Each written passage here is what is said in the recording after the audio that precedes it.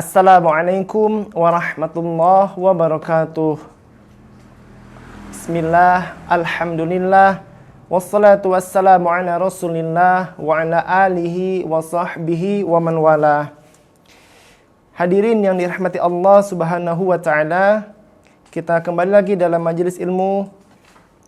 Untuk hadirin yang baru saja datang dan baru saja mengetahui tentang channel ini, insyaallah ini adalah channel tentang pembelajaran agama Islam dengan dalil Al-Quran dan hadis. Contoh, kita membahas tentang surga, neraka, Allah bersama yang di atas arsy, Nabi Muhammad sallallahu alaihi wasallam dan lain-lain sebagainya. Biiznillah, semoga Allah mudahkan. Dan insyaallah dalam video kali ini, insyaallah kita akan membahas tentang salat. Ada beberapa tema di dalam Al-Quran tentang salat. Yang pertama adalah pahala salat. Salat adalah rukun Islam. Pahala menjaga salat. Salat dan surga maksudnya adalah perbandingan atau hubungan antara salat dengan surga. Selanjutnya, buruknya balasan orang yang melalaikan salat. Setelah itu tentang salat, batas antara muslim dan kafir. Jadi salat adalah batasan atau pembeda antara orang muslim dan kafir dengan beberapa dalilnya yang akan dijelaskan pada tema tersebut. Selanjutnya, tema tentang salat sebagai pendekatan diri kepada Allah. Salat membentuk akhlak manusia. Dan yang terakhir, kewajiban salat. Karena ini terlampau banyak, insyaallah biiznillah kita akan menyelesaikan tema salat ini dengan beberapa part. Insyaallah dalam video ini kita membahas tentang pahala salat, dan salat adalah rukun Islam. Semoga Allah mudahkan. Mari kita awali dengan basmalah. Bismillah. Langsung saja kita masuk kepada Quran surah An-Nisa surah keempat ayat 162 tentang pahala salat, yang artinya, tetapi orang-orang yang ilmunya mendalam di antara mereka dan orang-orang yang beriman, mereka beriman kepada Al-Quran yang diturunkan kepadamu Muhammad dan kepada kitab-kitab yang diturunkan sebelummu. Begitu pula mereka yang melaksanakan salat dan menunaikan zakat dan beriman kepada Allah dan hari kemudian. Kepada mereka akan kami berikan pahala yang besar. Selanjutnya Quran surah Al-Maidah surah kelima ayat 12, masih dalam tema pahala salat, yang artinya, dan sungguh Allah telah mengambil perjanjian dari Bani Israel dan kami telah mengangkat 12 orang pemimpin di antara mereka, dan Allah berfirman, Aku bersamamu. Sungguh jika kamu melaksanakan salat dan menunaikan zakat serta beriman kepada Rasul-Rasulku, dan kamu bantu mereka dan kamu pinjamkan kepada Allah pinjaman yang baik, pasti akan aku hapus kesalahan-kesalahanmu, dan pasti akan aku masukkan ke dalam surga yang mengalir di bawahnya sungai-sungai. Tetapi barang siapa kafir di antaramu setelah itu, maka sesungguhnya dia telah tersesat dari jalan yang lurus. Dari dua ayat yang telah kita baca, ada pahala yang sangat besar bagi orang-orang yang melaksanakan salat. Yang pertama, pahala yang besar. Dengan kata pahala yang besar ini, di sini tidak disampaikan seberapa besar derajatnya atau bagaimana keterangannya, hanya disampaikan oleh Allah Subhanahu wa taala, kepada mereka akan kami berikan pahala yang besar. Yang selanjutnya, pahala bagi orang yang salat adalah penghapusan kesalahan-kesalahannya, dan pasti akan Allah masukkan ke dalam surga yang mengalir di bawahnya sungai-sungai. Kita lanjutkan pada Quran surah Al-A'raf surah ke-7 ayat 170. Dan orang-orang yang berpegang teguh pada kitab Taurat serta melaksanakan salat akan diberi pahala. Sungguh kami tidak akan menghilangkan pahala orang-orang soleh. Terdapat dalam kitab Taurat, kitab sebelum kitab Al-Quran, itu telah tercatat bahwa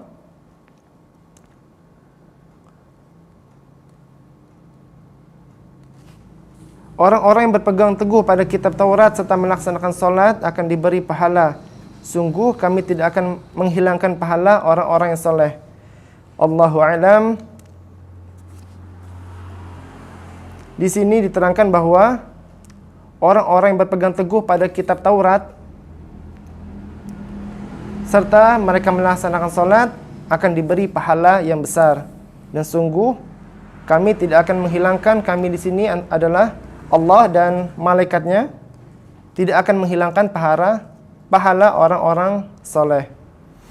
Masuk kepada Quran surah At-Taubah surah ke-9 ayat 18 yang artinya, sesungguhnya yang memakmurkan masjid Allah hanyalah orang-orang yang beriman kepada Allah dan hari kemudian, serta tetap melaksanakan salat, menunaikan zakat dan tidak takut kepada apapun kecuali kepada Allah. Maka mudah-mudahan mereka termasuk orang-orang yang mendapat petunjuk.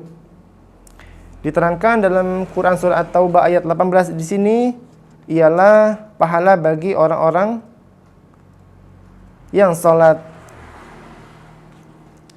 yaitu mendapatkan petunjuk. Dan sebelumnya disampaikan bahwa sesungguhnya orang yang memakmurkan masjid Allah hanyalah orang-orang yang beriman kepada Allah dan hari kemudian. Bisa dipastikan oleh Allah Subhanahu wa taala bahwa orang-orang yang memakmurkan masjid Allah hanyalah, sudah pasti, maksud di sini dari kata hanyalah, sudah pasti bahwa mereka adalah orang yang beriman kepada Allah dan hari kemudian. Kata memakmurkan di sini bukan hanya diisyaratkan dengan salat di masjid 1 kali, 2 kali, tetapi adalah benar-benar menjadi banyak andilnya bagi masjid tersebut. Misalnya selain dia salat 5 waktu di masjid, dia juga menginfakkan hartanya, membantu beberapa kegiatan-kegiatan yang ada di dalam masjid untuk memakmurkan masjid. Maka Allah menyampaikan bahwa mereka adalah orang-orang yang beriman kepada Allah dan hari kemudian. Selanjutnya pada Quran surah At-Taubah surah ke-9 ayat 71 yang artinya, dan orang-orang yang beriman, laki-laki dan perempuan, sebagian mereka menjadi penolong bagi sebagian yang lain. Mereka menyuruh berbuat yang ma'ruf, ma'ruf ini yang baik, dan mencegah dari yang mungkar. Mungkar adalah yang buruk. Melaksanakan salat, menunaikan zakat, dan taat kepada Allah dan Rasul-Nya. Mereka akan diberi rahmat oleh Allah. Sungguh Allah Maha Perkasa, Maha Bijaksana. Di ayat di sini diterangkan bahwa pahala yang didapatkan oleh orang yang salat yaitu rahmat dari Allah.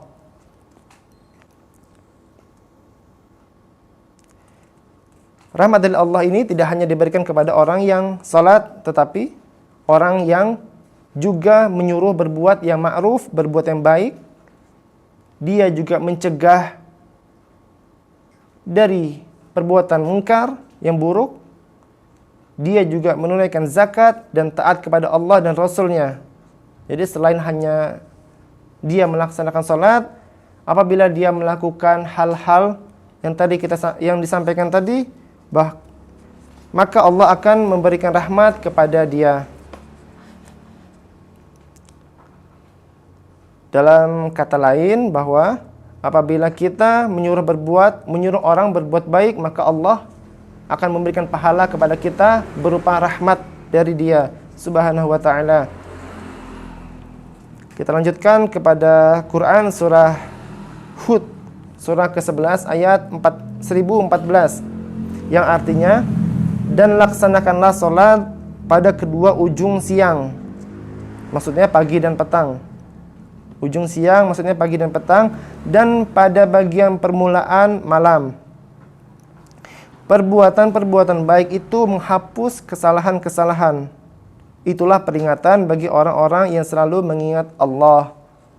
Disampaikan bahwa pahala bagi orang salat adalah penghapusan kesalahan-kesalahan, yang mana hadirin yang dirahmati Allah Subhanahu wa taala, Apabila Allah mengampuni dosa-dosa kita, artinya kita tidak ada kesalahan, Allah mengampuni dosa-dosa kita, kita hilang dosanya, tidak ada dosa, maka Allah akan mudahkan kita dalam menjalankan semua aktivitas kita, roda kehidupan kita di muka bumi ini.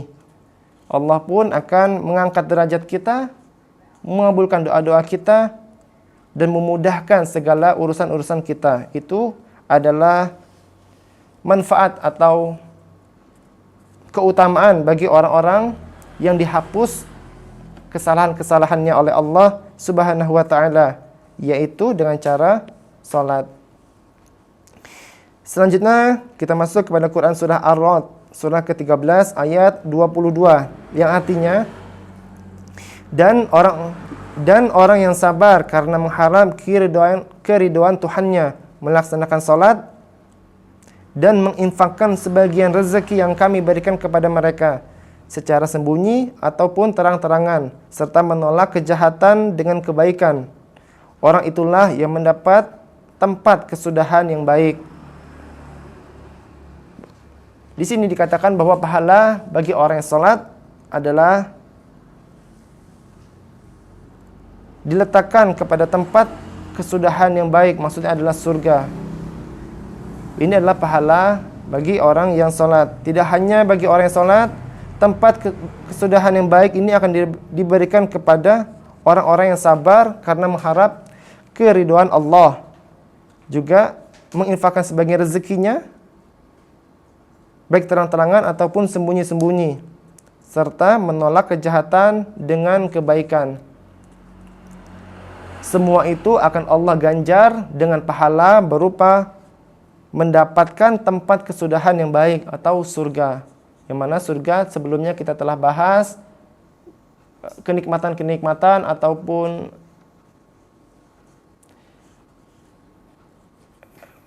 deskripsi-deskripsi tentang bagaimana sih perumpamaan di dalam surga, yaitu mengalir di bawahnya sungai-sungai, sungainya ada 4 jenis, tidak payau, sungai madu, sungai khamar yang tidak memabukkan, dan sungai susu.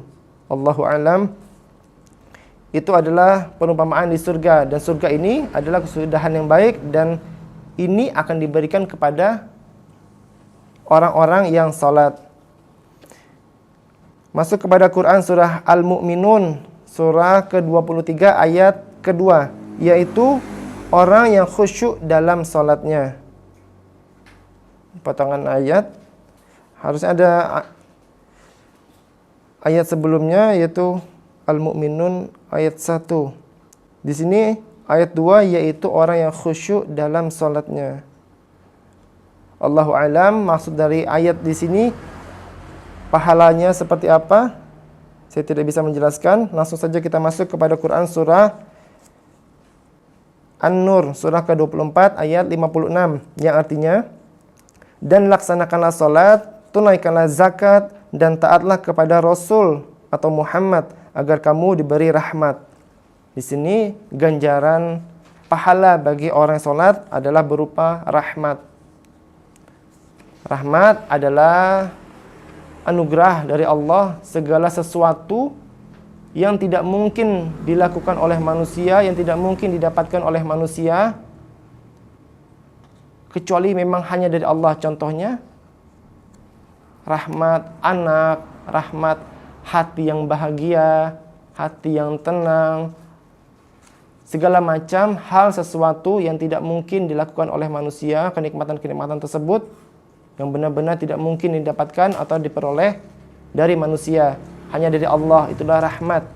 Dan rahmat itu adalah sungguh anugerah yang sangat besar. Rezeki yang baik itu termasuk rahmat. Iman yang kuat itu termasuk rahmat. Jadi tidak mungkin kita dapatkan hal-hal tersebut dari manusia. Masuk kepada Quran surah Luqman, surah ke-31 ayat 5. Yang artinya, merekalah orang-orang yang tetap mendapat petunjuk dari Tuhannya, dan mereka itulah orang-orang yang beruntung. Disampaikan di sini, tapi tidak dikatakan kalimat atau kata sholatnya, tapi dijelaskan bahwa artinya adalah mereka orang-orang yang tetap mendapat petunjuk dari Tuhannya, dan mereka itulah orang-orang yang beruntung. Insya Allah bisa dikatakan bahwa orang-orang yang sholat itu adalah orang-orang yang dapat ganjaran pahala berupa petunjuk dari Tuhannya, dan mereka disampaikan oleh Allah bahwa mereka itu adalah orang-orang yang sangat beruntung.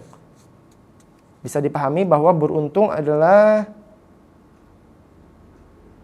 dia bisa, ya, bukan berarti dia orang yang pintar, bukan berarti dia orang yang hebat, kuat, tetapi orang yang beruntung ini ya dikatakan selalu bahagia, selalu menang, selalu mendapatkan apa yang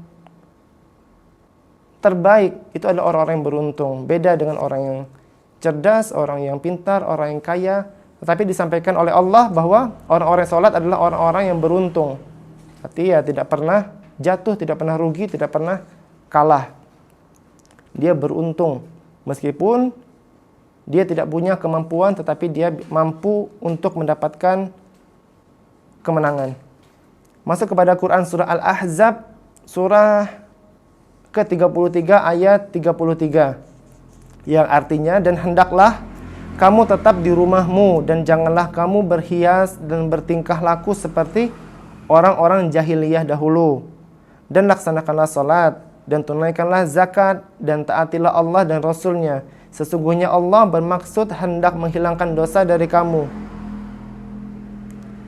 wahai ahlul bait, dan membersihkan kamu sebersih-bersihnya. Sesungguhnya Allah bermaksud hendak menghilangkan dosa dari kamu, wahai ahlul bait, dan membersihkan kamu sebersih-bersihnya. Ini disampaikan bahwa ganjaran bagi orang yang sholat adalah menghilangkan dosa dan membersihkan kamu sebersih-bersihnya. Masya Allah, begitu besar nikmat atau ganjaran dari Allah bagi orang-orang yang sholat. Hadirin yang dirahmati Allah Subhanahu wa ta'ala, tidak lain kita membahas tema tentang sholat ini adalah untuk membuat kita semakin termotivasi untuk melaksanakan sholat. Dimulai dari pahala yang besar, yang pahala di sini kita tidak tahu sebesar apa, derajatnya seperti apa, atau keterangan seperti apa, tapi dikatakan oleh Allah, pencipta langit dan bumi, bahwa Dia akan memberikan pahala yang sangat besar. Setelah itu di bawahnya diterangkan kembali bahwa pahala tersebut berbentuk rahmat, petunjuk, pengampunan dosa, penghilang kesalahan, dan disampaikan bahwa dia pasti akan beruntung. Itu adalah sudah cukup untuk kita selanjutnya termotivasi untuk sholat. Karena dengan semua ganjaran dari Allah tersebut, itu akan membuat kita bahagia dan beruntung. Kita masuk kepada Quran surah Fatir, surah 35 ayat 29, yang artinya sesungguhnya orang-orang yang selalu membaca kitab atau Al-Quran, sesungguhnya orang-orang yang selalu membaca kitab Allah atau Al-Quran dan melaksanakan salat dan menginfakkan sebagian rezeki yang kami anugerahkan kepadanya dengan diam-diam dan terang-terangan, mereka itu mengharapkan perdagangan yang tidak akan rugi. Hadirin yang dirahmati Allah Subhanahu wa taala, disampaikan kembali bahwa dengan mereka melaksanakan salat, Allah menyampaikan bahwa mereka seakan-akan mengharapkan perdagangan yang tidak akan rugi. Jadi benar-benar tidak akan rugi. Selain dari ibadah salat, pahala ini juga diberikan kepada orang-orang yang menginfakkan sebagian rezekinya. Tentu rezeki yang kita dapatkan itu dari Allah. Menginfakkan sebagian rezeki yang kami anugerahkan kepadanya dengan diam-diam dan terang-terangan. Apabila orang menginfakkan sebagian rezekinya, bahkan rezeki itu adalah bukan milik kita. Rezeki itu dari Allah Subhanahu wa taala, dan Allah hanya mengatakan apabila orang ini menginfakkan sebagian rezeki yang udah kami kasih ke dia. Sebagiannya aja, tidak semuanya, yang padahal itu adalah rezeki dari Allah. Kita sebenarnya tidak berhak sama sekali sedikit pun terhadap rezeki yang Allah berikan kepada kita, seolah-olah kita dengan kemampuan kita, dengan kehebatan kita, kita mendapatkan rezeki tersebut, yang padahal adalah itu semua sudah tercatat di Lauhul Mahfuz. Seperti yang kita bahas sebelumnya bahwa rezeki salah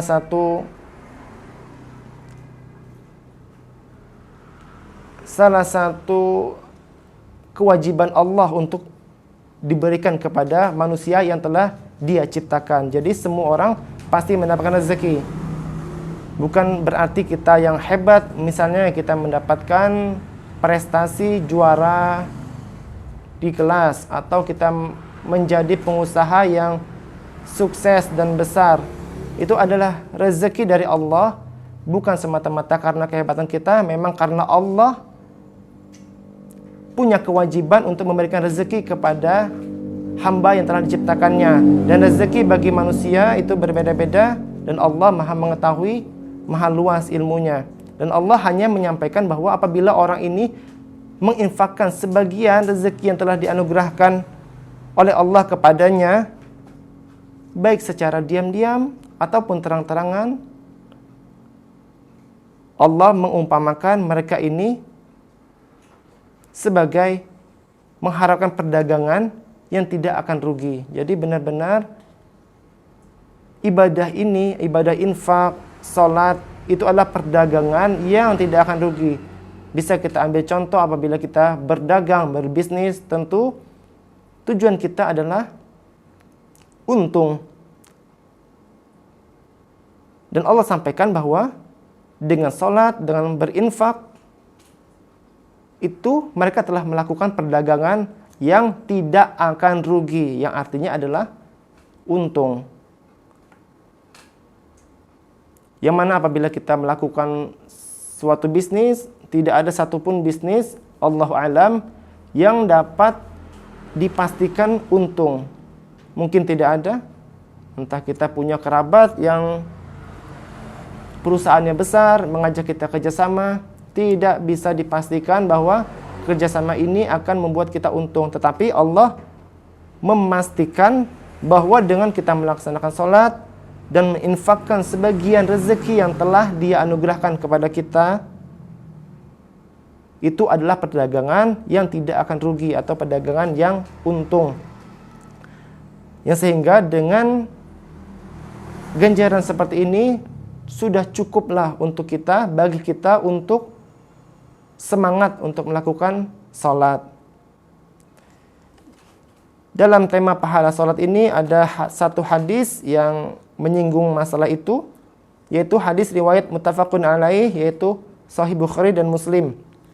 Dari Ibnu Umar radhiyallahu anhu, beliau berkata bahwa Rasulullah sallallahu alaihi wasallam bersabda, salat berjamaah lebih utama dari salat sendirian sebanyak 27 derajat. Hadis riwayat muttafaqun alaih. Muttafaqun alaih ini adalah gabungan antara Sahih Bukhari dan Sahih Muslim. Ini sangat kuat, bisa dipastikan 100% kebenarannya insyaallah.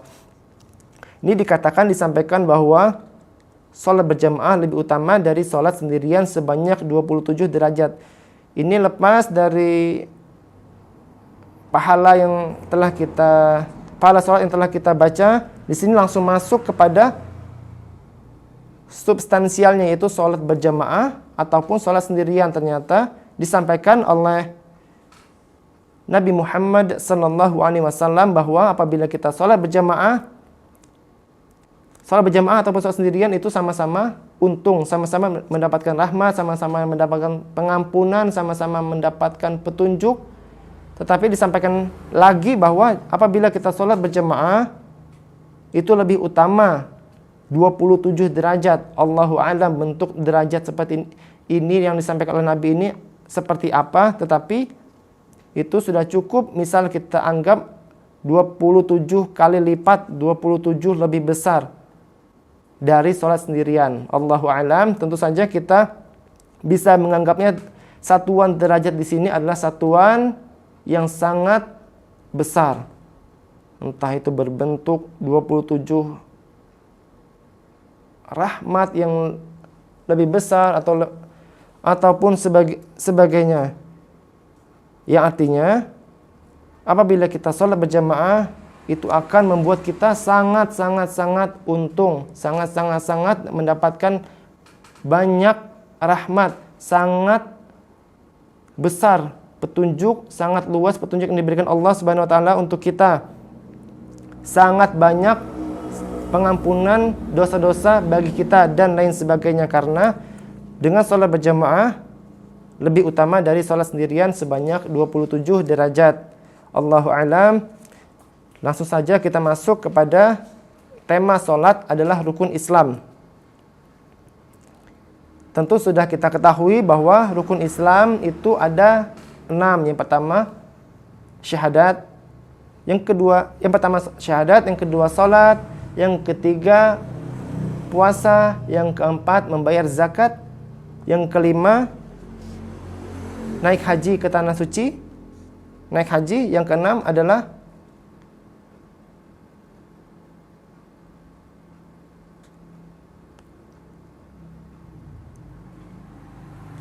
beriman kepada qadar dan qadar.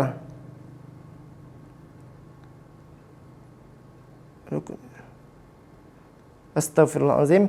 Maksud saya rukun Islam ada 5, yaitu syahadat, yang kedua salat, yang ketiga puasa, yang keempat membayar zakat, yang kelima naik haji ke tanah suci. Astagfirullahaladzim. Semoga Allah mengampuni dosa-dosa saya. Itu yang telah kita ketahui tentang rukun Islam. Dan ini adalah dalil-dalilnya bahwa salat adalah bagian dari rukun Islam tersebut, yaitu rukun Islam yang kedua tadi. Dalilnya akan kita bacakan. Pertama, Quran surah Al-Baqarah, surah kedua ayat 43, yang artinya, dan laksanakanlah salat, tunaikanlah zakat, dan rukulah beserta orang yang ruku. Ada kata lah di sini itu menandakan kewajiban, adalah wajib, kata Allah Subhanahu wa taala, katanya, dan laksanakanlah salat. Itu ada suatu kewajiban. Tunaikanlah zakat dan rukuklah beserta orang yang ruku. Itu dalil bahwa salat adalah suatu kewajiban bagi orang Islam, atau maksudnya adalah rukun Islam.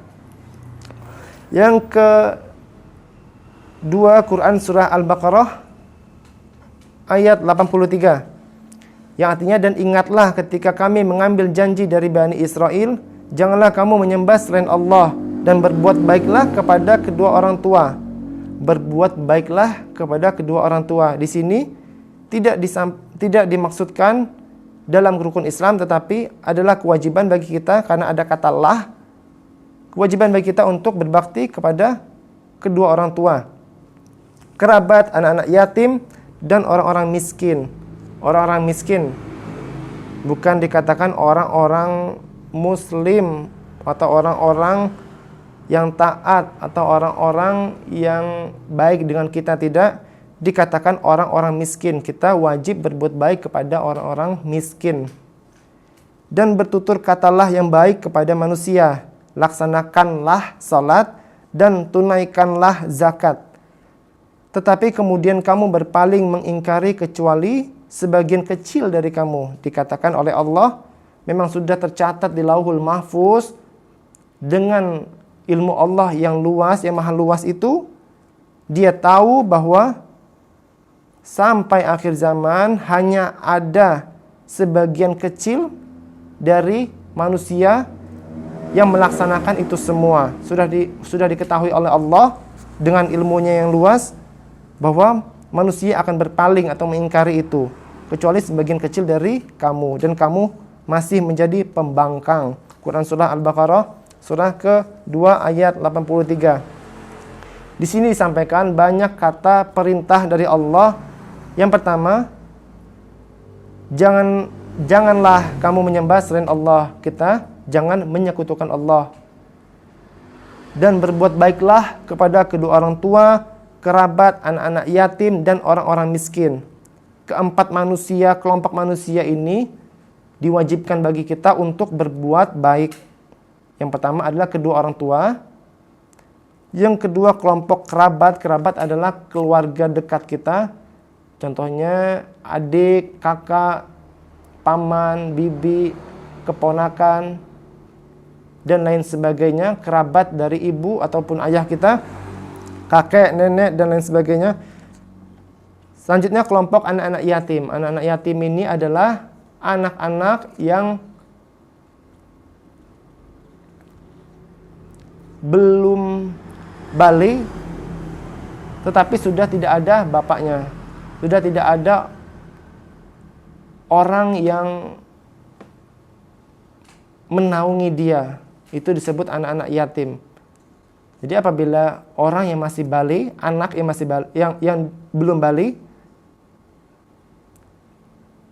setelah itu dia ditinggal mati oleh bapaknya, maka dia disebut anak yatim. Dan anak yatim ini, kelompok anak yatim ini adalah diwajibkan bagi kita untuk berbuat baik kepada mereka. Wajib kita berbuat baik kepada mereka. Apapun agamanya, apapun kondisinya, entah dia miskin ataupun kaya, apabila dia termasuk tergolong kelompok ini, yaitu anak yatim, maka kita wajib berbuat baik kepadanya. Dengan kata wajib di sini tentu kita telah mengetahui pahala yang sangat besar apabila kita melakukannya dan dosa yang sangat besar apabila kita mengingkarinya. Jadi anak yatim ini tidak dikatakan anak yatim, tidak dikatakan kelompok anak yatim apabila dia telah balik, telah dewasa, telah menikah, dan lain sebagainya. Anak yatim di sini dikatakan maksudnya ialah insyaallah dia belum balik dan dia ditinggal mati oleh bapaknya. Dan orang-orang miskin. Itu semua kewajiban bagi kita yang diperintahkan oleh Allah Subhanahu wa taala dalam Quran surah Al-Baqarah ayat 83. Setelah itu diperintahkan pula diwajibkan untuk bertutur kata yang baik kepada manusia. Bertutur katalah yang baik kepada manusia. Ini ada katalah artinya perintah.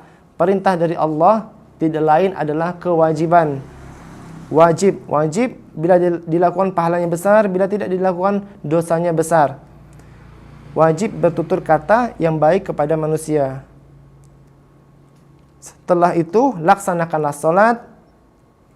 Perintah untuk melaksanakan salat. Tunaikanlah zakat. Ada katalah lagi, perintah untuk menunaikan zakat. Dan itu semua adalah kewajiban bagi orang-orang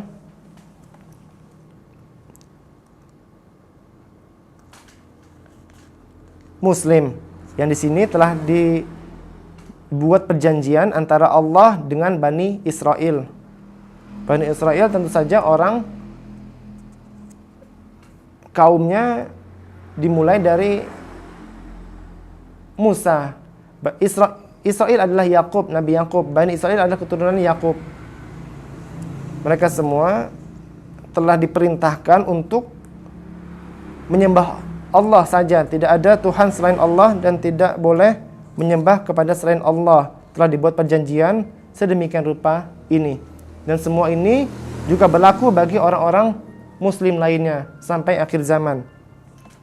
Selanjutnya kita masuk kepada Quran surah Al-Baqarah surah kedua ayat 110 yang artinya, dan laksanakanlah salat dan tunaikanlah zakat dan segala kebaikan yang kamu kerjakan untuk dirimu, kamu akan mendapatkan pahala di sisi Allah. Sungguh Allah Maha melihat apa yang kamu kerjakan. Ini lagi dalil tentang salat adalah rukun Islam.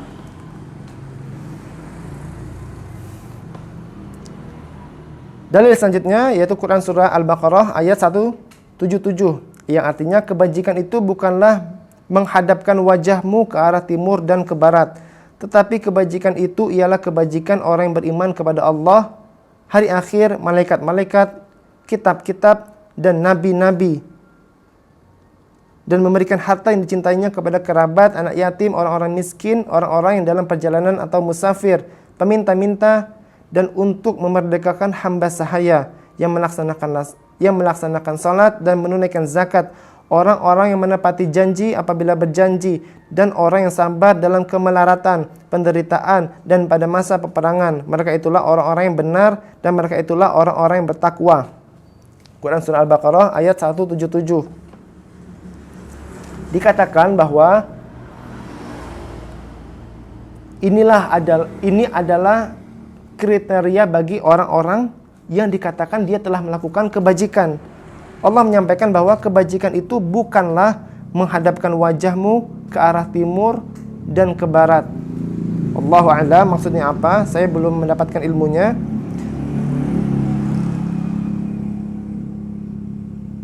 Tetapi kata Allah, kebajikan itu ialah orang yang beriman kepada Allah, kepada hari akhir. Ini adalah pembacaan rukun iman. Malaikat-malaikat, kitab-kitab, dan nabi-nabi, dan memberikan harta yang dicintainya kepada kerabat, anak yatim, orang-orang miskin, orang-orang dalam perjalanan atau musafir, peminta-minta. Ada kata peminta-minta di sini, hadirin yang dirahmati Allah Subhanahu wa taala. Yang masih banyak dari kita yang enggan atau mengingkari ketika didatangi oleh peminta-minta, yang padahal Allah telah menyampaikan bahwa kebajikan itu ialah salah satunya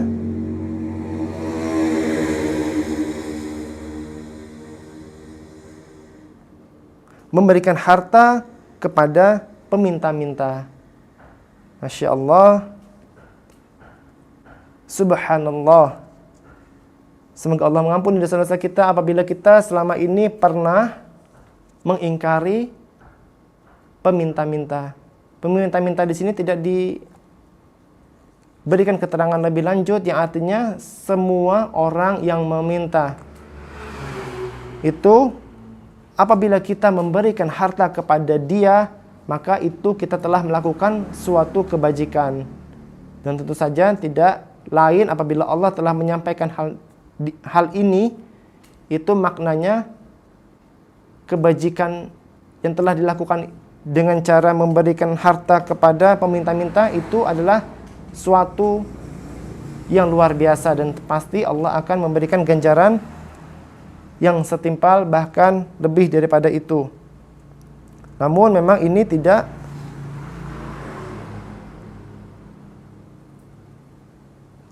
disampaikan suatu kewajiban tentang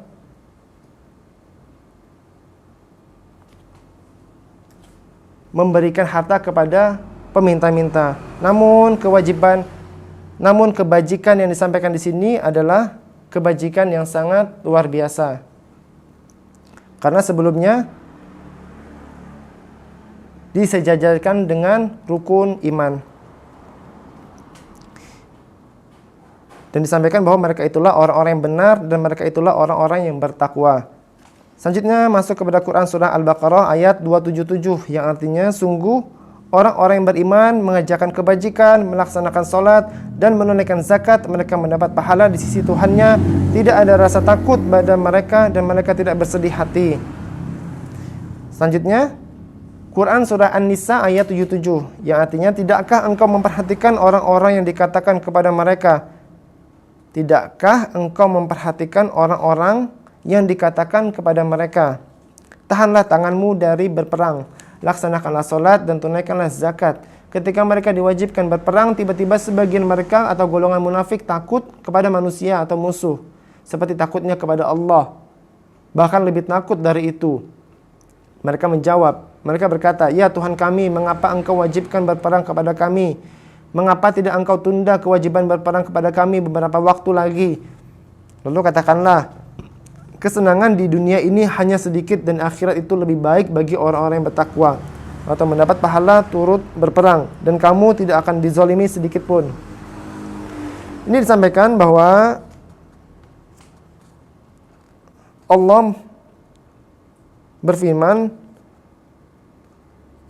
yang maksudnya adalah untuk menghibur para sahabat yang berperang.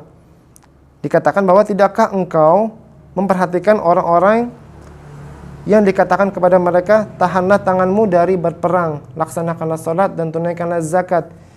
Ketika mereka diwajibkan berperang, tiba-tiba sebagian mereka, maksudnya adalah golongan munafik, takut kepada manusia atau musuh tadi yang diperintahkan untuk berperang.